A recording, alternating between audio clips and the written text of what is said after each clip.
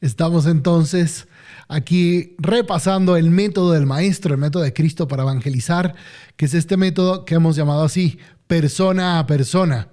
Consiste en hacer como Jesucristo, que Él escogió a pocos, tuvo una relación personal con ellos y fue en profundidad. Ahora, tú me podrías decir, padre, pero esto está muy bien, se escucha muy bonito, pero es un proceso, este proceso es muy lento. Tenemos que llenar auditorios, porque pues en mi ciudad hay muchísimas personas que necesitan encontrar a Cristo. De aquí a que yo pueda lograr encontrar a pocos, relación personal en profundidad, pues no nos vamos a acabar nunca. Y no es así. Mira, te lo quiero mostrar desde un punto de vista matemático primero y bíblico después. Imagínate que yo convenza a 10 de ustedes que están haciendo este taller de hacer 2 discípulos al año. No 12 como Cristo, no 10, solo 2. Si estos 10 hicieran 2 discípulos al año, en un año seríamos 30 discípulos de Cristo. Y si estos 30 discípulos de Cristo que hacen discípulos siguen haciendo 12 el año siguiente, ya seríamos entonces 90 a los 2 años. Seríamos 270 a los 3 años. Seríamos 810 discípulos de Jesucristo en 4 años. Bueno, eso ya va sonando poquito, ¿verdad? A los 5 años seríamos 2,430 discípulos de Cristo. Bueno, todavía a lo mejor no es toda tu universidad, ¿ok? No es todo tu territorio parroquial. Pero a los 10 años, ciudades medianas como Baltimore, Málaga, Tuxtla, etcétera, de Estados Unidos, España, América Latina, ya serían discípulas de Cristo a los 10 años.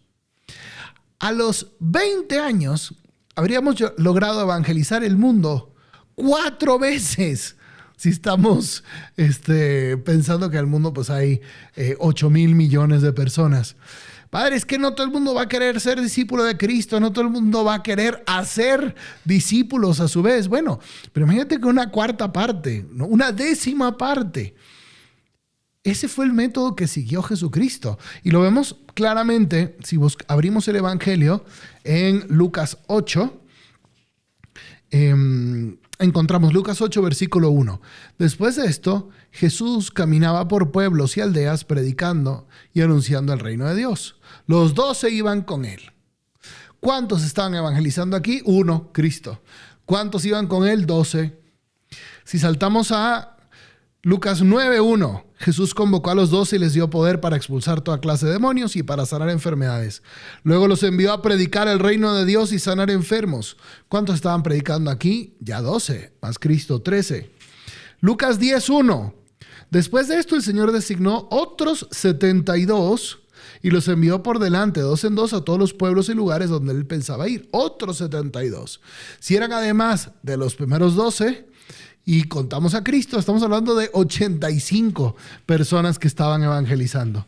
Al final de su vida, si nosotros vamos al libro de los Hechos de los Apóstoles, la comunidad que Cristo dejó, la comunidad en Hechos 1, versículo 15, dice, Pedro se levantó en medio de los hermanos, que eran unos 120. Estamos hablando de una pequeña comunidad de 120 personas hechas discípulas de Jesucristo y esperemos que era una comunidad evangelizadora con mucha fuerza porque estaban llenos del Espíritu Santo.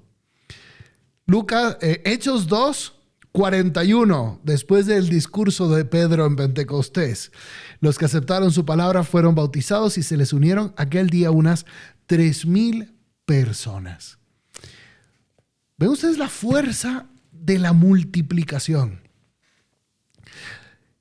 Este es el método que siguió Cristo. Y los apóstoles siguieron con ese método de multiplicación, pocos, relación personal y en profundidad, porque el Espíritu Santo los iba llevando por ahí. Dice en Hechos 6, versículo 7, el número de los discípulos se multiplicaba grandemente en Jerusalén. Se multiplicaba grandemente. Vemos cómo esto fue aquello que los primeros apóstoles fueron siguiendo. Juan discipuló a Policarpo e Ignacio, líderes de iglesias, de las primeras iglesias cristianas. Pedro a Clemente, el primer papa. Marcos al evangelista. Pablo discipuló a varias personas personalmente, pero entre ellos 2, Tito y Timoteo, que se celebran juntos el 26 de enero. Me gusta mucho la relación entre Pablo y Timoteo porque le llama en sus cartas mi hijo querido en la fe. Era un chiquillo que encontró en Listra y se lo llevó, vente a viajar conmigo, vamos a ir por el mundo sembrando iglesias domésticas en todas partes, vente conmigo. Y ese principio de multiplicación se lo transmite también a Timoteo. Si tú ves, busca en tu Biblia 2 Timoteo 2:2. Este versículo es tan importante que te invito a que detengas el video y vayas y lo marques. O si ya tienes a tu Biblia ahí, rápido lo encuentras. ¿Qué dice 2 Timoteo 2:2? San Pablo le dice a Timoteo, Timoteo, lo que has escuchado de mí en presencia de hombres fieles, confíalo. Perdón, lo que has escuchado de mí en presencia de muchos testigos, confíalo a hombres fieles que sean capaces de enseñar a otros. Si San Pablo era la primera generación, le dice a Timoteo, tú, lo que has escuchado de mí en presencia de muchos testigos, confíalo a hombres fieles que sean capaces de decir, no le dice a Timoteo, tráeme a mí todo el mundo que yo soy el único que va a hablar aquí. No, tú, Timoteo, siéntete fecundo haciendo nuevos discípulos en todas las naciones. Engendra hijos en la fe y que ellos engendren a otros y ellos a otros. San Pablo ya estaba pensando en llegar a la 4ª generación. Eso es visión. Eso no es paternidad espiritual ni abuelismo espiritual. Eso es bisabuelismo espiritual. Son 4 generaciones. Qué increíble. Esta visión de los primeros cristianos estaba en su ADN. Si la iglesia, queridos apóstoles, si la iglesia no hace esto y se multiplica, esa iglesia no es iglesia, es un clubcito, es un club de escogidos. Pero no es la iglesia de Jesucristo que desde el inicio empezó con un grupito de 2, de 4, con la indicación clara de síganme y los haré pescadores de muchos hombres. No es la iglesia de Cristo que recibió el mandato, vayan y hagan discípulos a todas las naciones. No es la iglesia de Cristo como la encontramos en los evangelios, en los hechos de los apóstoles, en los primeros cristianos, en el magisterio pontificio, que lo encontramos hasta nuestros días.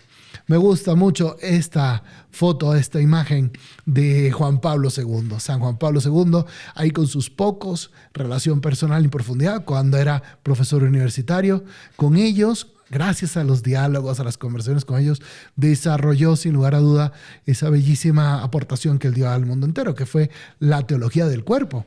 Hablando con estos jóvenes, escuchando sus dificultades en la vivencia del noviazgo, de la castidad.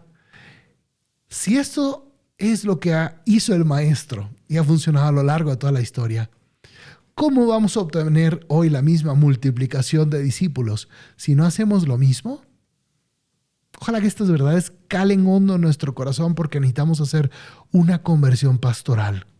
Entender que necesitamos hacer discípulos, que hagan discípulos, que eso es evangelizar. Y para descargar el subsidio y otros materiales de evangelización, no te olvides registrarte en formarapóstoles.com y ahí en el área de miembros encontrarás un montón de recursos gratis. Y suscríbete, dale like y activa las notificaciones en todas nuestras redes sociales para que te mantengas actualizado en nuestros contenidos.